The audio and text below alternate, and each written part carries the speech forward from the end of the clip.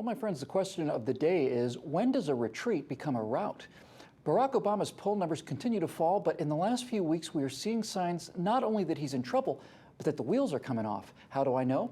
Well, not conservative, not independent, not liberal, but now even super liberal pundits and venues are not asking, is he in re-election danger? That's taken as read these days. No, they're essentially asking, can he survive until his defeat on Election Day? Joining me now to parse the tension and analyze the dissension are from Allentown, Pennsylvania, that giant of gentleness, that poet of the prosaic, Scott Ott of scottott.org is with us. And from Denver, Colorado, he takes a licking and keeps on drinking. Our own vodka pundit Steve Green joins us. Good to have you with us, lads. Let's start with the normally sycophantic New York Times columnist Maureen Dowd, formerly an adoring Nurse Chapel to Barack Obama's Mr. Spock. She utterly lambastes him for the pettiness of trying to Bigfoot the Republican debate. She says, quote, he is dancing on the edge of one term, unquote, and calls White House floundering and failing repugnant. Scotty, if you've lost Maureen Dowd, is it game over time? Well, I got to be honest, I've never actually read a Maureen Dowd column until this one. No one has. And I love her. That was, the column was brilliant. And especially the final line where he says, and I'm paraphrasing, she says, as it turns out, President Obama may not even have been the one that he was waiting for. And, you know, you get the image of this guy sort of wandering around the White House wearing tissue boxes on his feet in a bathrobe. I mean, it's like the last days of Howard Hughes. By the way, you know what all this reminds me of? This liberal sense of waking up and realizing he wasn't what he thought. It's like watching 60 million people wearing X-ray specs and taking them off and going, I can't see through walls. What? Steve, let's move on to the left of center, the Daily Beast, where Michael Tomasky says the president will soon pass the point of being taken seriously as a leader. Now, think about that. Now, of course, for us guys, he passed that point somewhere in 2003. But for the Daily Beast to be admitting, well, that has to be some pretty hard cheese for the president. Well, you know what, Bill? This is just what happens when you run as a lie. You know, Obama told the country he was a moderate, this kind of non-ideological technocrat. But you know what? The left knew what he really was because they know what you are when you hang out with the Reverend Jeremiah Wright for 20 years. They know what you are when you work with Bill Ayers, okay? So the left sized Obama up just right as a hardcore man of the left. And that's how he is governed, opposite of how he ran. He's governed as a leftist, only now it's caused him to lose the center of the country. The people who voted for the guy who promised a net spending cut. You remember those days? Yeah. So Obama has to run back to the center, and by doing that, he's disillusioned people like Tomasky and Robert Redford and Moto and all the rest. He's in a box, but he put himself there. He sure did. Scotty, let's go back to you. Salon published a helpful guide to how and why Obama should be primaried. Now, when your most hardcore supporters say you have the smell of death on you 14 months out from the election, the question is, can he recover?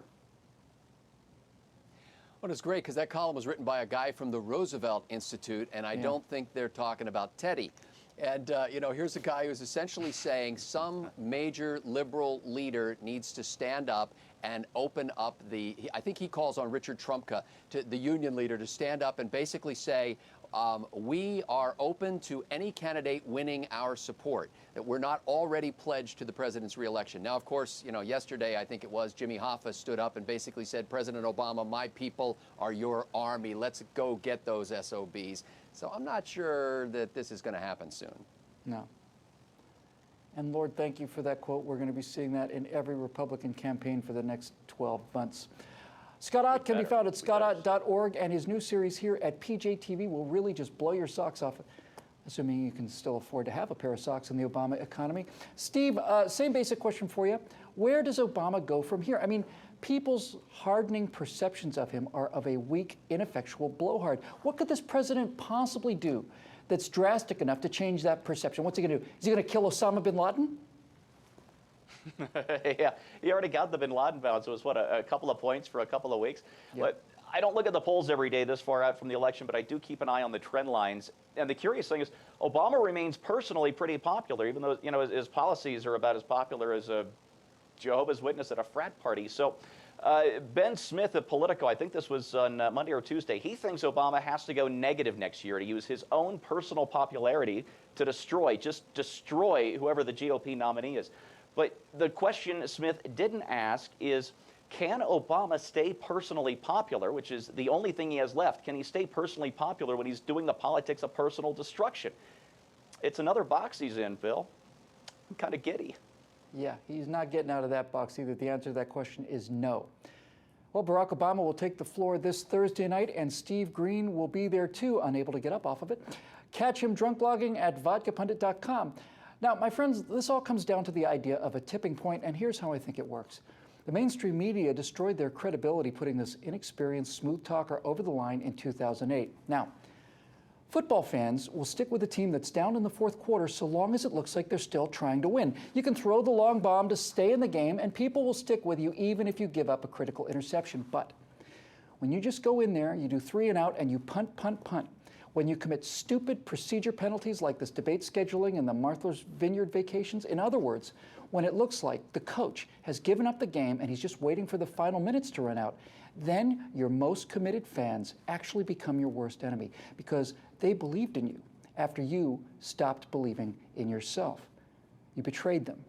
You made them look like fools. And that's happening with the press right now. And if they get much more of this, they may be inclined to start asking the kind of questions they should have asked in 2007 and 2008. And if that happens, then you will see a political meltdown like we have never seen in this country before. For the entire Trifecta team, I'm Bill Whittle.